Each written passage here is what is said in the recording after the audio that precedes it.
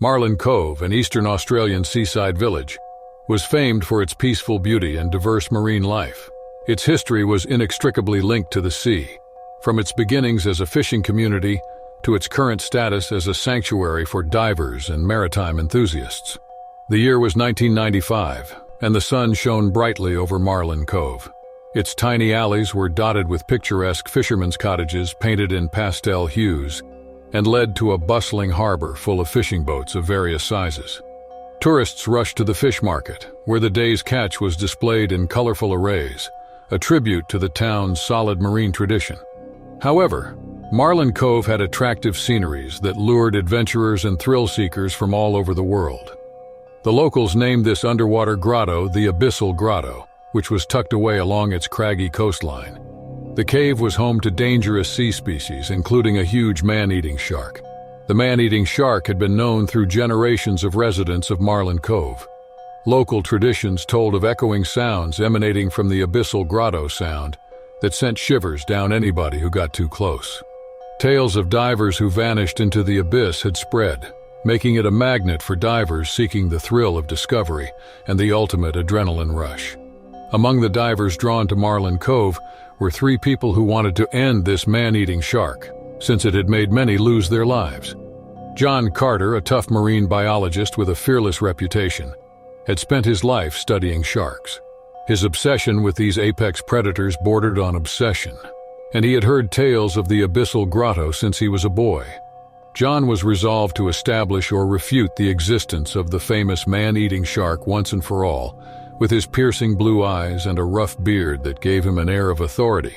Emily Rodriguez, a feisty conservationist, has dedicated her life to the protection of the world's oceans. Her dark, curling hair framed a face that exuded intelligence and determination.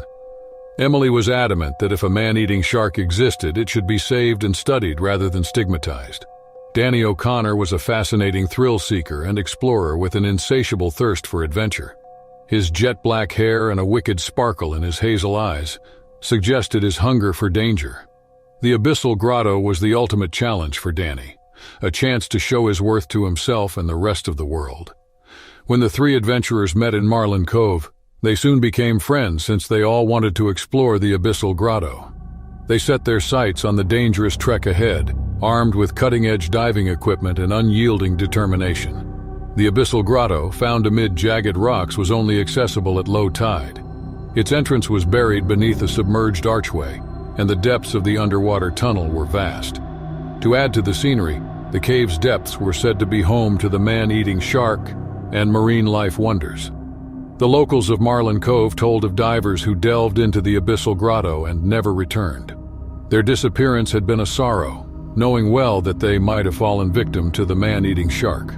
John, Emily, and Danny meticulously planned their journey. They were equipped with specialized diving equipment, underwater cameras, and recording devices.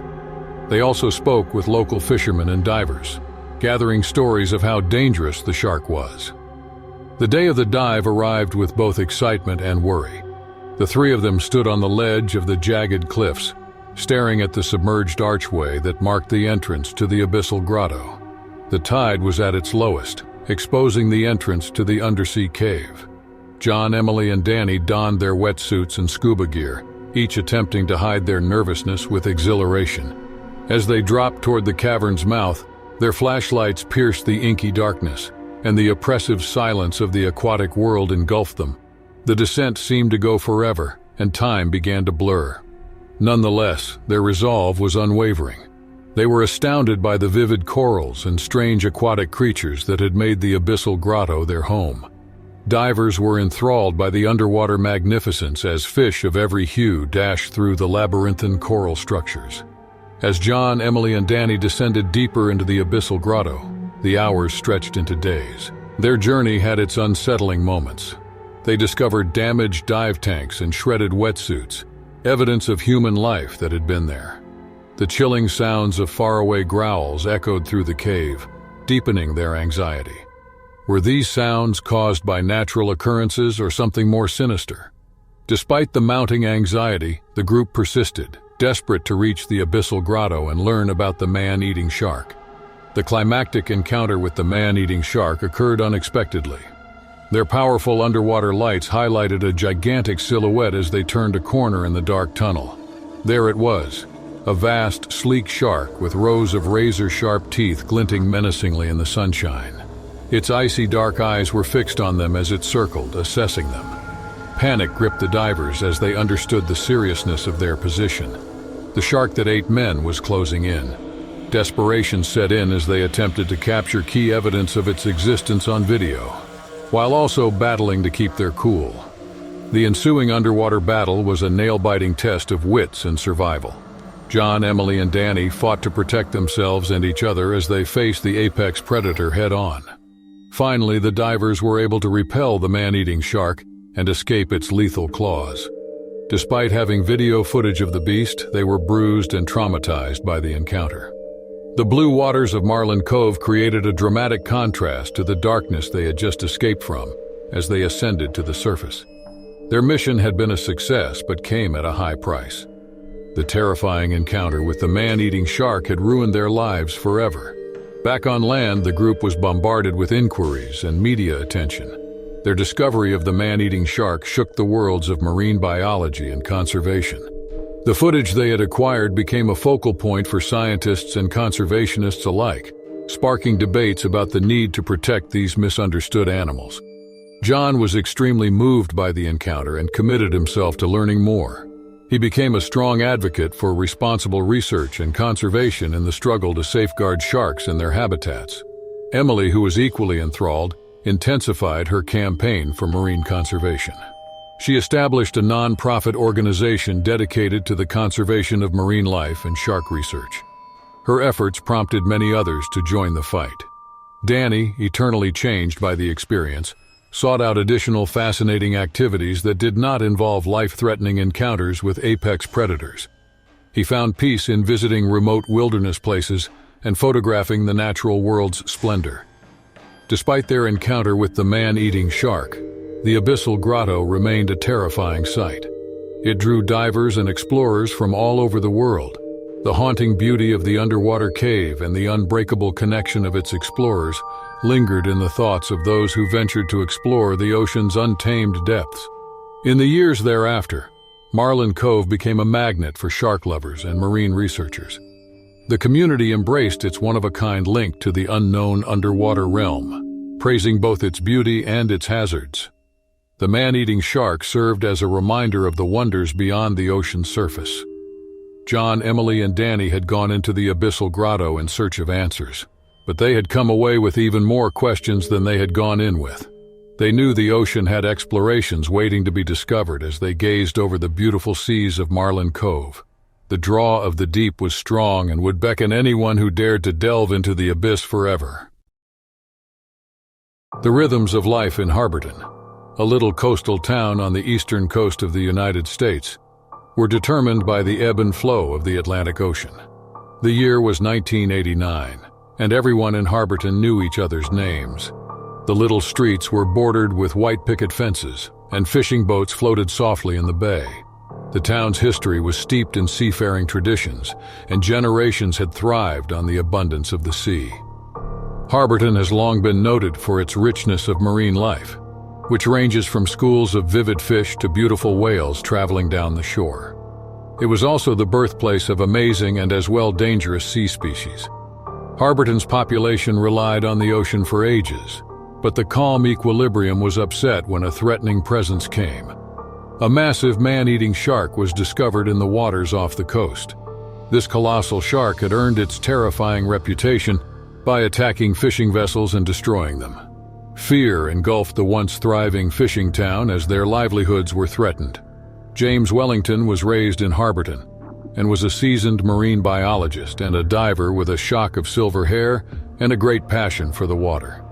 He'd seen the town's once thriving fishing sector dwindle and had dedicated his life to understanding and conserving the delicate balance of the marine ecosystem. James had seen the man-eating shark personally, and he knew it represented a severe threat not only to the townspeople's livelihoods, but also to the delicate maritime ecosystem he valued so much. James set out on a mission to research and eventually neutralize the shark in order to safeguard his city. M. Clark, a superb marine scientist, diver, and ecologist, arrived in Harborton with a reputation for being a zealous protector of marine life. Her fiery spirit was mirrored in her brilliant red hair and piercing green eyes. The stories of the man-eating shark's raids had drawn Em to Harborton. She agreed with James that the shark had to be stopped, not only for the sake of the town, but also for the sake of the ocean's delicate equilibrium. Her extensive knowledge of marine ecosystems and her enthusiasm for conservation made her an invaluable ally in their mission. Captain Will Turner had spent his whole life at sea as a diver and a grizzled sailor with a salt and pepper beard and a reputation for bravery. He'd witnessed the shark attacks firsthand, losing friends and co-workers to its voracious appetite. Will's heart was filled with determination as James and Em approached him with their plan to battle the man-eating shark. He was aware of the dangers, but also recognized that the man-eating shark had to be stopped. Will's ocean experience and seamanship talents made him a vital member of the squad. James, Em, and Will set out on a risky trek to confront the Leviathan, armed with their collective expertise and unyielding determination. They sailed into the deep waters off the coast of Harborton, looking for any sign of the elusive predator. Days went into weeks as they traversed the Atlantic Ocean's hazardous currents. They were tested by storms and sea waves that hinted at the presence of the shark. With each passing day, they got closer to their elusive goal. When they eventually discovered the massive shark, it was a cold, rainy morning. The huge man-eating shark broke the ocean's surface, its dark, gleaming body. It sent shivers down their spines just seeing it. They neared the shark with bated breath, their boat rocking on the mild swells. They had come armed with cutting-edge equipment, including a harpoon meant to temporarily paralyze the shark. Their objective was to attach a tracking device to the shark, letting them watch its movements and behavior. The predator, on the other hand, was not ready to go down without a fight. The shark struck out with enormous force as they attempted to harpoon it, its massive jaws snapping shut with horrifying speed. Tragedy struck in the ensuing turmoil. Will was seriously hurt during the frantic battle with the shark. Despite their best attempts, he died as a result of his injuries. James and Em were devastated by his death, which vividly reminded them of the perils they faced. James and Em continued their mission, determined to commemorate Will's sacrifice. They were able to tag the shark and trace its movements before retreating to shore to regroup. James and Em proceeded to track the Leviathan's movements with the tracking device in place. The shark followed a migratory pattern, migrating to feeding grounds and returning to the waters off Harborton. The town came out in support of James and Em, impressed by their bravery and Will's legacy. They came up with a strategy to build an acoustic barrier to keep the man-eating shark away from the town's fishing boats and into safer waters. The idea worked as the shark eventually moved away from Harborton's waters, discouraged by the sound barrier. The fishing sector in town began to recover, and a sense of optimism returned to the people. Despite the loss of a close friend and colleague, James and Em recognized their mission had been worthwhile. Harborton was no longer threatened by the shark, and the intricate balance of the marine ecosystem was preserved. In the years afterward, James and Em have worked as marine biologists and environmentalists, sharing their knowledge and passion with the rest of the globe. The man-eating shark memories and Captain Will Turner's sacrifice served as a reminder of the significance of conserving the waters and the creatures that inhabit them. Harborton, now thriving, stood as a tribute to the unbreakable quest of individuals who dared to fight nature's uncontrolled elements. The enormous man-eating shark had been tamed, but the ocean's challenges remained for future generations of adventurers and conservationists to investigate. In 1995, there was an uninhabited island in the middle of the South Pacific called Isla del Sol. This island was beautiful and remote. A paradise for scuba divers, this location was characterized by its untouched beaches, waters that are perfectly pure, and abundant marine life. The three daring divers, David Anderson, Michael Turner, and Stuart Mitchell, set out on a journey to this paradisiacal destination in the hopes of finding the most exhilarating experience possible. The three friends had heard that the island was home to some stunning underwater species, and were intent on seeing what lay within these unexplored depths. They arrived in an old, rickety fishing boat, giddy with excitement but oblivious to the peril that waited for them beneath the waves. The history of Isla del Sol was rife with rumors of a gigantic predator known as the infamous man-eating shark. The shark devoured humans that had tormented the people of the island for many years. In spite of several attempts by humans to catch or study the shark, they had never been able to successfully get it into human hands. The people talked about it with wonder and horror in equal measure. Even though most tourists had a healthy dose of skepticism, David, Michael, and Stuart were compelled to learn more about the predator. They gathered around a bonfire with the locals of the island the night before their first dive, and the locals gave them a warning about the fury of the shark. However, they were so confident that they were about to conquer the unexplored underwater areas. This was because they were driven by their hunger for adventure. The divers were met by a kaleidoscope of hues the following morning as they dropped deeper and deeper into the ocean. They were awestruck by the breathtaking underwater scenery as they watched schools of fish perform around the colorful coral reefs and made their way down the waters. They continued to move deeper and deeper into the darkness as the minutes turned into hours. But as soon as they entered a particularly ominous grotto, their idyllic life under the sea transformed into a nightmare. The man-eating shark was there, hiding in the shadows. It was a gigantic behemoth that was beyond belief. It was impossible to fathom the immensity of it, and its eyes were cold and analytical. In the blink of an eye, it attacked, and David was mere inches away when the creature's jaws snapped shut. They were overcome with fear and struggled furiously to get away from the dangerous animal. In the midst of the mayhem, their scuba gear was destroyed, leaving them defenseless. They made a frantic attempt to get to the surface as quickly as they could after miraculously avoiding being attacked by the shark. They broke through the surface of the water. Their hearts were racing in dread, gasping for air as they did so. The gigantic shark circled below them, serving as a continual reminder of the danger that they were in because of its evil presence. Their agony was not even close to being ended. They were helpless in the middle of the ocean, several miles away from the shelter of the beach, and they clutched to a piece of broken equipment that had been used for diving. They floated aimlessly for hours, and those hours stretched into days while their strength and hope dwindled. Their thirst and hunger were intolerable, and the relentless heat took its toll on them as well. They talked about their lives, their dreams, and the things they regretted while they were in their delirious state.